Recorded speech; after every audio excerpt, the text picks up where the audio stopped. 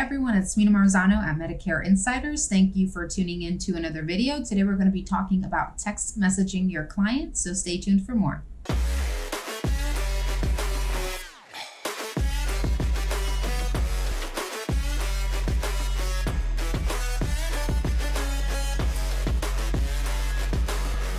So today I thought I'd make this brief video to go over some of the do's and don'ts for text messaging your clients. I know that there's still a lot of people that are not 100% sure if they can or if they can't, and what the best practices are for those communications. So the first thing I want to say, the answer to the question, can I text my client, is yes. Yes, you can. And I would say that you should text your client, because text message is probably one of the most efficient ways that we have of communication. You're most likely to get a response. You're most likely to get a response quickly.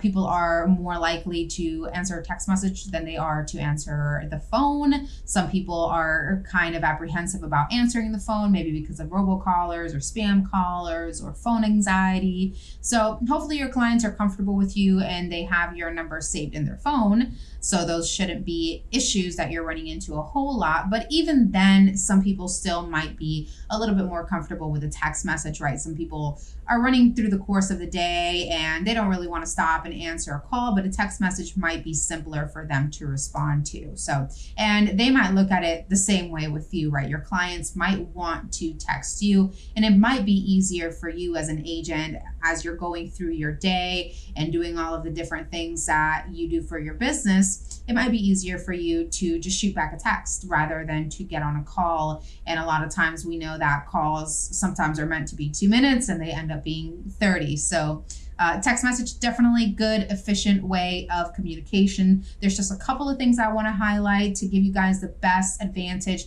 making sure that you're doing this well.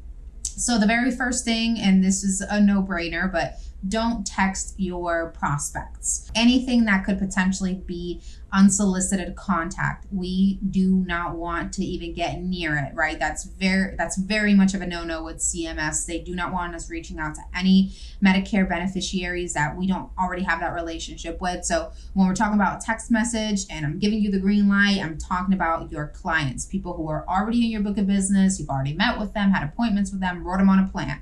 These people, as long as they're okay with you texting them, you can text them, but not anyone who's just a prospect to you or even just a lead. You don't want to be sending text messages to those people in that category. And going back to what I said, do give your clients that option to opt into text message. So when you're running your appointments, ask them, how would you prefer to be contacted? Would you like for me to text you? And if they say yes, then feel free to move forward with texting them. And then also let them know that if at any point in time they no longer want to receive text messages from you, they can also opt out of that option and tell you that they no longer want to receive those text messages. So that way there isn't any pressure either to text or not to text. My next point is keep it professional. So sometimes when we're texting our personal text messages, we love to use 100 emojis. We don't care about how we spell stuff or how we capitalize stuff, or we might use numbers where letters go, and you guys know what I'm talking about. These are not necessarily the same kind of text messages that we want to be sending to our clients. We want to make sure that we continue to nurture that relationship as a business relationship and keep it on a professional level. So I don't recommend sending a whole lot of emojis. I don't recommend sending, a whole lot of abbreviations that maybe the person that you're sending them to doesn't know what they mean. Try to keep it as formal as you can. I would have that text message look clean, the same way that you would send an email. I would send that text message when it's to your clients. My next tip is to use text messages only for quick concerns. So if you have something that you want to get into the weeds of, and there's a lot of detail around something that you want to maybe explain to your client, text message is probably not the best route to go. Use text messages for quick updates or maybe to confirm an appointment, things that aren't going to take a lot of back and forth, or where you're not going to have to be writing long paragraphs to your client. That kind of defeats the purpose of the text message. So keep those things. If you have to have those conversations, keep those conversations maybe for a phone call rather than sending, 3 paragraphs to your client.